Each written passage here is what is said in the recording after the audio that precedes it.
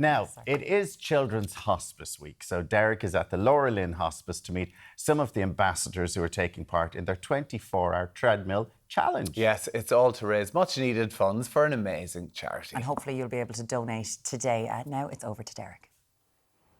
Yes, good morning team and welcome down here to Laura Lynn Children's Hospice. We're broadcasting here right across the morning ahead of their 24-hour treadmill challenge that is kicking off a little bit later on this morning. But first up, we're joined now by Catherine McWade. Good morning to you, Catherine. Morning, Derek. Catherine, I know this place is very close to your heart, so let's get into it because your twins, Leo and Molly, they were born back in 2011 and you found out pretty earlier on in your pregnancy scan that Leo had a life-limiting condition. Tell us about Leo. Yes, thanks, Derek, and I love to talk about Leo. Yes, we found out at, I think it was 18 weeks, we went to have a sort of gender test and we found out that Leo had something wrong with his heart, and then it was confirmed that he had a condition called left ventricle hypoplasia, which we were told, you know, he could probably survive and live with it, and all through the pregnancy he had a great heartbeat and it all looked very promising, and I had a lovely pregnancy and it was lovely to be pregnant with twins, and then when he was born, unfortunately there were other complications, so we were given the news that he would not survive for more than a few days, so that was pretty devastating.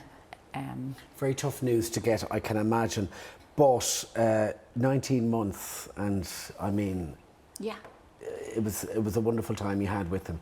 Yeah, so, you know, we had the letter sent home from the hospital to say this little boy is not expected to live more than a few days, and it was sort of in desperation that we found Laura Lynn. They'd only been open 3 months and we were introduced to them and they welcomed us. They welcomed us up here in February 2012, and from then on our lives changed and Leo's life. You said to me this place became, I suppose, a home for you, for the family. Yeah, it was our home for the guts of a year, where we lived, we slept, we ate. Our family, in this room actually, our family were up here every day. Molly learned to crawl and walk, and during all of that, Leo was thriving, because he would have been in pain. We knew his life was limited, but through all the holistic care they gave, the pain left. It was balancing of medications. There was a lot of time. There was time for our family. They gave us time, and that was just incredible. How does it feel to be back in this room this morning? I had a jolt, I won't lie, yeah. Well, we call that sniper fire sometimes, when it just, you know, you're living your life and then it jumps at you. But you know what, we loved this room. It was very comforting and there was a lot of laughter here, an awful lot. You got to know the doctors and the nursing staff pretty well, Yeah. right? Yeah, they looked after us all as a family. We were parents of twins, so we were allowed to be parents of twins. So whether that was the two of them screaming and, you know, needing nappies changed, like normal kids, like right? normal, it was. So it was our normal during that year and a half, you know. So and the staff were always there. They talked to us, they'd listen to us. I think we even had a fight once and one of us stormed out because we were... Which is completely normal, right? Exactly. But you were telling me you hit regular milestones with Leo as well.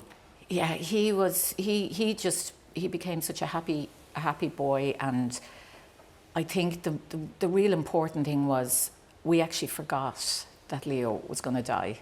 We forgot, and that's what the hospice gave us, because they helped us forget. They helped us live every day as, you know, as a family, and just put as much life into every day, and we really did. You know, every so often we might, you know, we'd be brought down thinking what's going to happen, but we were quite good at just living each day as it came. You're married to John 17 years. I mean, he's your partner in life. Leo died in his arms. He did, yeah. And such a sad moment for the family. Yeah, John is incredible, and John was absolutely, he was the guy from the get-go that kind of looked after all the medical stuff. I was not great, I had no interest in knowing, I just wanted to be the mum. And when it came to medical information, John was there, but he had such a bond with him, and he's got a great bond with Molly. Obviously, 11 years on then, how have you coped with the grieving process? We've had amazing support from Laura Lynn, and also I've a lot of friends from here. There's mums and dads in similar situations, and we get each other in the way our outside pals probably wouldn't, you know, sometimes just a little text or a hug. You were telling me you've come back here in your own time, which is fantastic, and you've helped with the bereavement team.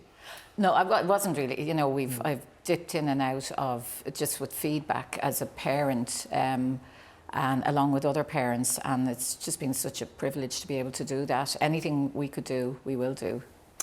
Can we mention Molly, your superstar daughter? Good morning to you, Molly. I'm sure she's watching at home. Molly's got involved as well, hasn't she? Yeah, Molly, a couple of years ago, she grew her hair really long down past her waist and then had it cut off.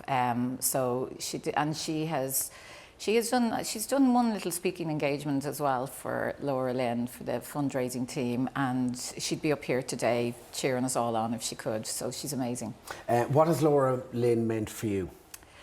It gave us 19 months with Leo. He would not have lived, for sure. And even 11 years on, they look after our family. And I just want to thank everybody out there that donates to Laura Lynn, because it's incredible. They're helping so many families. All right, well, we really thank you for opening up this morning, for being so honest and open, I suppose. By the way, before we let you go, are you taking part in the treadmill challenge? Yeah, I stuck the tracksuit in my bag, so yeah, you never know. Absolutely, okay. We're going to rope you in, Catherine. So thank you so much for joining us here this morning.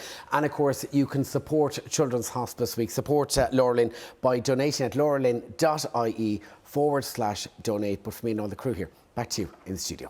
Thank you, Catherine. That was really good. Well done, Derek. Thank you so much to Catherine for that, and well done to your daughter Molly as well, cutting her hair as well, all for a great cause. It's absolutely amazing. Absolutely And fantastic. they do amazing work down there. Like, we've been down there, and the Ireland viewers over the years when we've been doing it have raised over €500,000 for Laura Lynn. So, you're generous. always So been thank you so so amazing. much.